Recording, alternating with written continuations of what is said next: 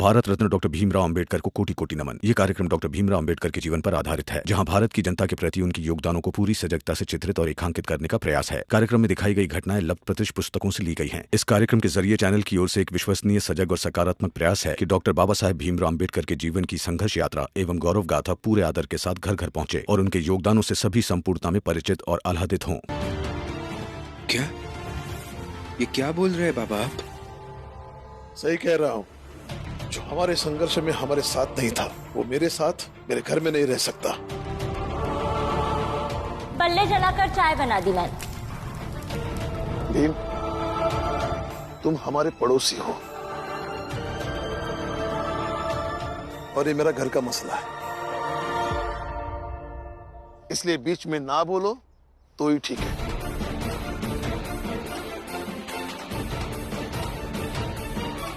चल। लेकिन घर की गृहिणियों को ऐसे सड़क पर छोड़ना गलत है, और हमारे बाबा ऐसे करेंगे ये हम देख नहीं सकते, भले ही वो पड़ोसी क्यों ना हो।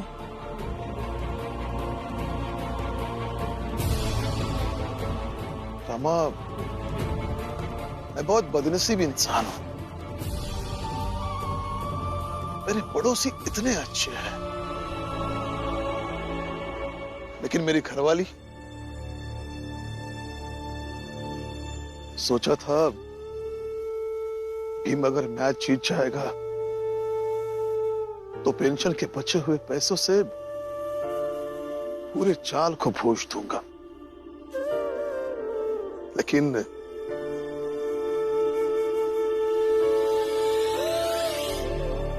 ये लो पैसे और जाओ, तुम्हें किराए का मकान कहीं ना कहीं मिल ही जाएगा।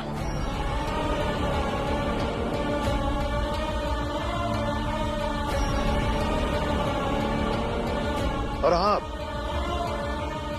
हर महीने किराया दूंगा और तुम्हारे खर्चे के लिए पैसे भी। पत्नी जो हो मेरी, पति धर्म तो निभाना ही पड़ेगा ना। जाओ बाला, इसे घर ढूंढने में मदद करो।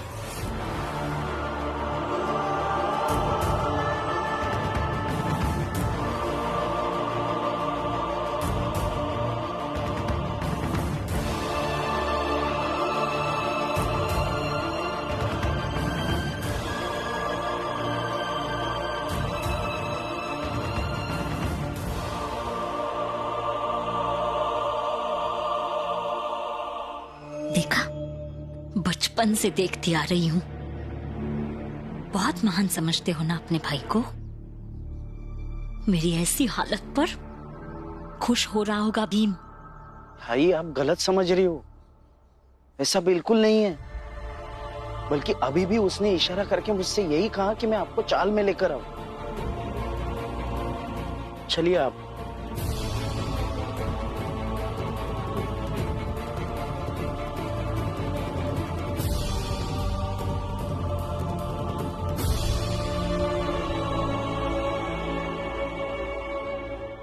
अरे थोड़ा जल्दी करो भाई।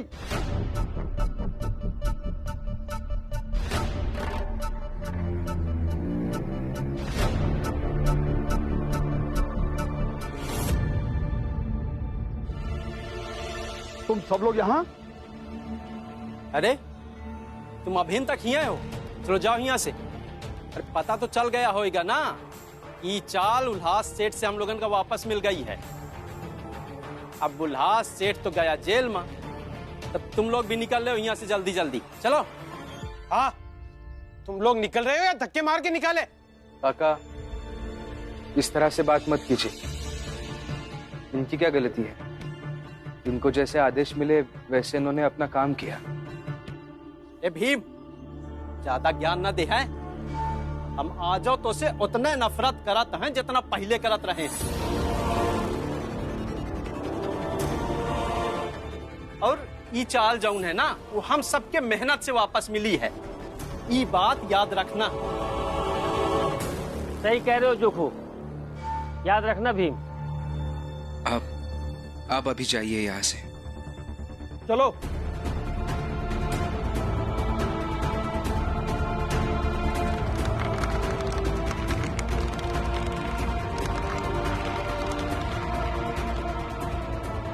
चलिए अपना अपना सामान अपने घर रख के आते हैं और हम सब मिलकर चाल साफ करेंगे। चलो चलो चलो चलो।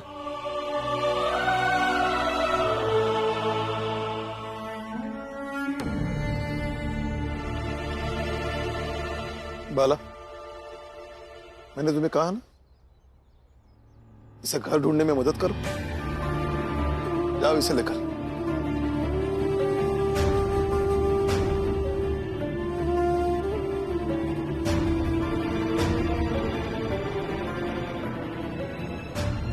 बाला, मैंने क्या कहा तुम्हें समझ में नहीं आया? जा इसे लेकर।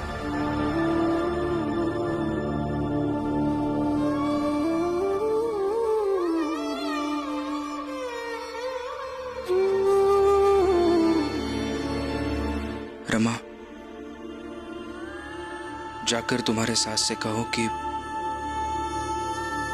बाबा उन्हें ऐसे ही बाहर खड़े करेंगे, लेकिन हम कुछ करते हैं। हम कुछ देखते हैं, बाबा का गुस्सा कम करते हैं और फिर अंदर लाने की कोशिश करते हैं।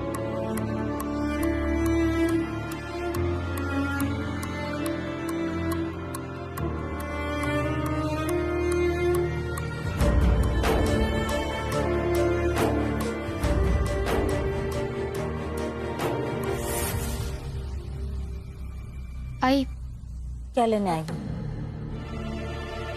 देखिए, शांति से मेरी बात सुन लीजिए। मुझे उन्होंने कुछ कहने के लिए भेजा है। कुछ कहने के लिए या मेरा मजाक उड़ाने के लिए? आप हमेशा उनके बारे में गलती सोचती है ना। उन्होंने तो ये कहा है कि आप यही गली में खड़े रहिए। बाबा भले ही हमारे कहने पर आपको ना बुला, लेकिन बाबा आपको यहाँ ऐसे खड़े देखेंगे तो जरूर बुलाएंगे। किसी की दया और भीख नहीं चाहिए मुझे। भीख नहीं, प्रायश्चित समझिए इसे, क्योंकि बल्ला जलाकर आपने जो किया ना, वो पाप था।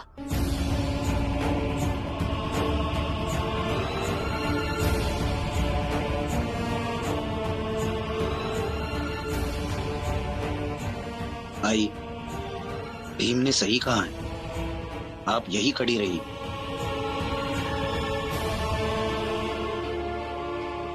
आप तो किस्मत वाली हो। आप यह खड़ी रहेंगी तो बाबा आपको बुला तो लेंगे, मुझे तो बाबा बुलाएंगे भी नहीं। चलता हूं मैं।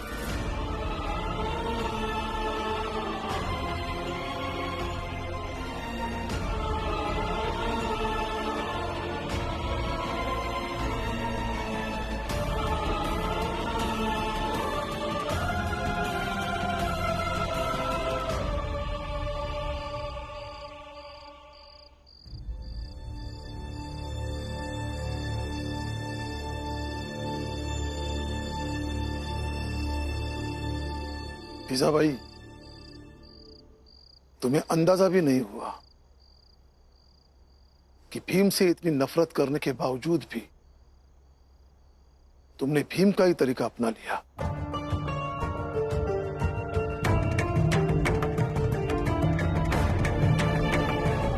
भैया, हमारा भीम है ही ऐसा, कोई चाहे या ना चाहे भीम का असर तो होना ही है उस पर। पता है, न जाने भीम ने कितने दरवाजों पर खड़े रहकर अंदर जाने का रास्ता प्रशस्त किया है। गुरुजी कहते हैं कि पढ़ना है तो बाहर खड़े रह के पढ़ो, लेकिन वहाँ से ना सुनाई देता है ना समझ में आता है। तो सब बच्चे मेरे साथ कक्षा से बाहर खड़े रह के पढ़ेंगे या मैं भी भीतर बैठ के पढ़ूंगा? अब हम दोनों पति पत्नी यहाँ से तब तक नहीं जाएंगे जब तक मेरे बाबा की पेंशन चालू नहीं होती है। जीजाबाई भी वही कर रही है। जाओ, कुछ भी हो, लेकिन है तो वो अपनी ही ना, उसे अंदर लेकर आओ।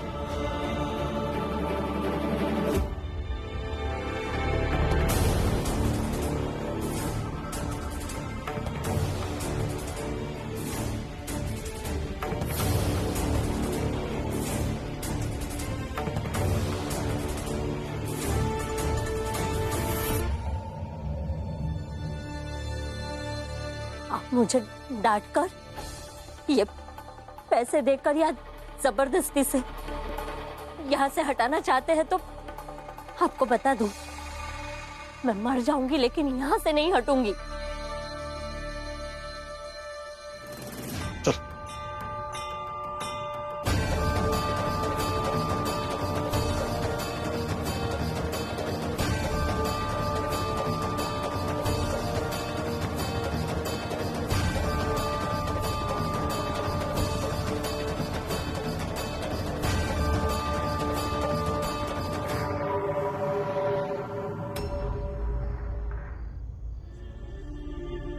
इसी तरह बाला भैया भी घर आ जाएंगे, कितना अच्छा रहेगा ना। जरूर आएंगे, तुम देखना रमा, एक दिन बाबा बाला भैया को भी ऐसे ही घर वापस ले आएंगे। आप कह रहे तो बाबा ले भी आएंगे बाला भैया को, क्योंकि आप जो कहते हैं वो करते हैं। लेकिन रमा, इस जीत के बाद हमें और सतर्क रहना होगा, क्योंकि वो लोग हार को हार की तरह नहीं लेंगे। इसलिए इस जीत के बाद उत्पन्न होने वाली समस्याओं का सामना करने के लिए तैयार रहना होगा।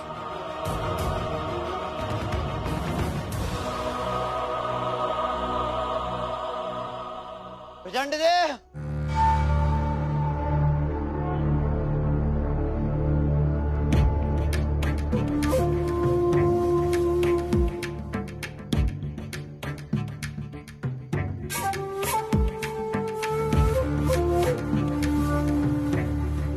चंडदेव जी, सोए नहीं आप अभी तक? मैं भी नहीं सोया, सही सोने की कोशिश करता हूं ना। उस भीमराव से हार आंखों के सामने आ जाती है। इसीलिए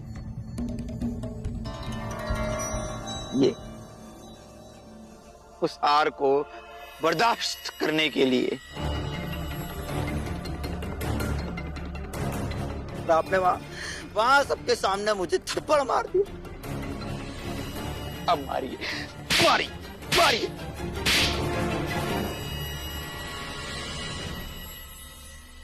नरोत्तम, तुम अपने होश में नहीं हो। सुनो मेरी बात, हमें अपने होश नहीं खोने हैं। अगर उस भीमराव के होश ठिकाने लगाने हैं तो हमें अपने होश में रहना होगा, समझे तुम? कितने ज्ञानी है प्रेसिडेंट? इसे समझे कि नहीं ये बताओ। हाँ, एक काम करो, तुम अब घर जाओ, हम सुबह बात करेंगे। चलो।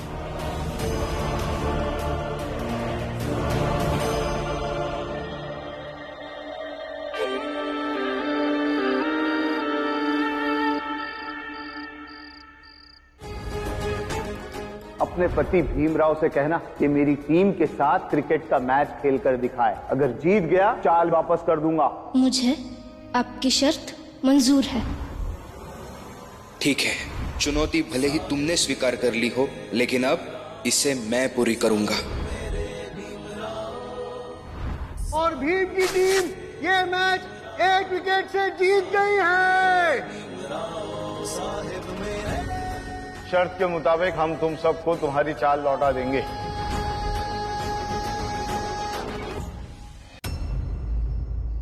क्या हुआ? क्या सोच रहे? कुछ नहीं रमा। मैंने कभी सोचा नहीं था कि मैं क्रिकेट में भी जीत पाऊंगा, लेकिन इस मैच ने बहुत कुछ सिखाया। अगर हम सही दिशा में और सच्ची नीयत से मेहनत करते हैं ना, तो सफलता जरूर मिलती है। और मैंने भी सीखा कि व्यक्ति को अपनी क्षमताओं को कभी किसी सीमा में नहीं बांधना चाहिए, वरना मैं एक औरत होकर क्रिकेट नहीं खेल पाती। तो आपको जरूरत थी, इसलिए मैंने कर लिया। और अगर दूसरा खिलाड़ी मिल गया होता तो ना ही मैं खेलने के बारे में सोचती और ना ही मुझे जीवन में पता चल पाता कि मैं क्रिकेट भी खेल सकती हूँ। सही कह रही हूँ ना? हाँ बिल्कुल सही कह रही हो। दीजिए, मैं आपके पैर दबाती हूँ। नहीं रमा, नहीं ये मत करो। क्यों मत करो? देखो, जब मैं तुम्हारे पैर दबाने की बात करता हूँ तब क्या कहती हो? क्या कहती हो? तुम पर पाप चढ़ जाएगा, और फिर अभी आज तुम मेरे पैर दबाओगी तो मुझ पर भी पाप चढ़ जाएगा। उसका क्या करोगी? देखिए, अब बातें मत बनाई। आपको कल फिर से कॉलेज ऑफिस जाना है। दीजिए पैर। अच्छा, तुम्हें काम नहीं है कल? सुबह उठ के खाना नहीं बनाना है? सेठ जी के यहाँ जाके मसाला फैक्ट्री में काम नहीं करना है? अरे अजीब जिद है। देखो, अगर तुम मेरे पैर दबाना चाहती हो तो मैं भी तुम्हारे पैर दबाऊंगा। मंजूर है तो हाँ कहो, नहीं तो जाओ सो जाओ। अरे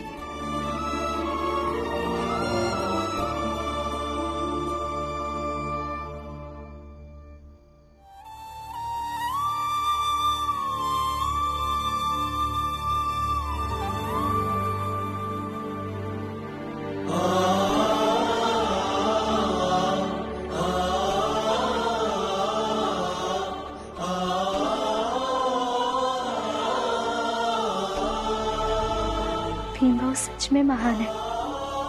सबसे अलग सोचते हैं, करते हैं।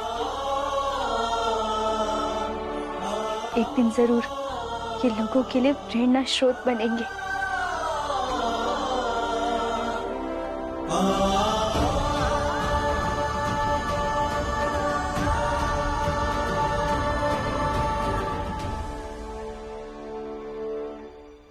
रमा, पति पत्नी का रिश्ता बराबरी का होता है। वो दोनों जितने बराबर रहे उतना ही दाम्पत्य जीवन सुखी और आसान हो जाता है।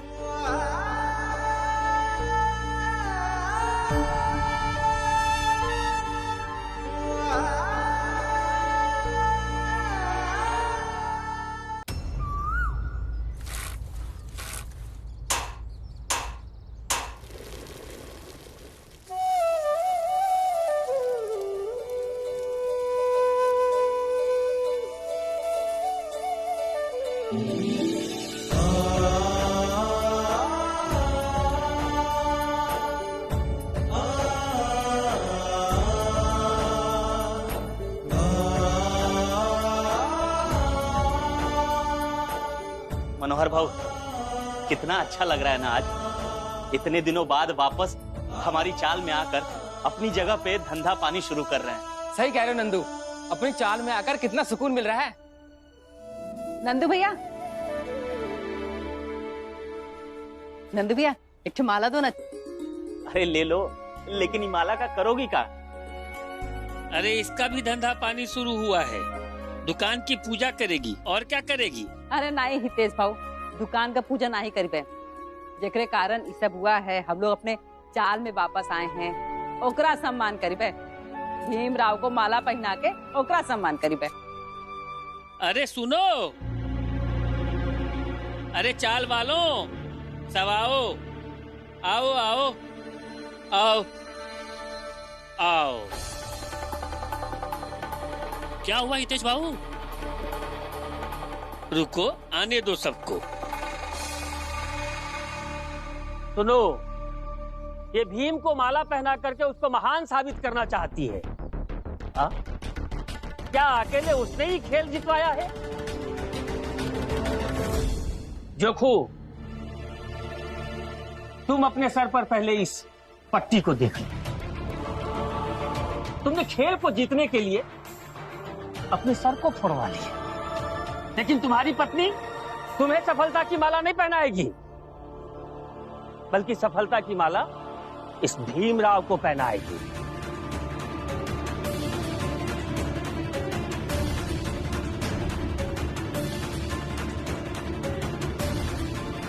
हितेश, तू ये नाटक मत कर। हाँ हितेश भाव, जीत का असली हकदार भीम ही है, इसलिए जीत की माला भीमराव को ही पहनानी चाहिए। ना ना, मैं नाटक नहीं कर रहा हूं, बल्कि मैं बता रहा हूं। अच्छा राम जी, मैं मानता हूं कि मेरी नीयत बहुत ही खराब है, लेकिन बाकियों की नीयत तो ठीक है। सबने अच्छे से खेला, जिससे जो हो पाया सबने किया, लेकिन जीत की माला केवल भीम पहने। अरे भीम का सम्मान है या हम सबका अपमान?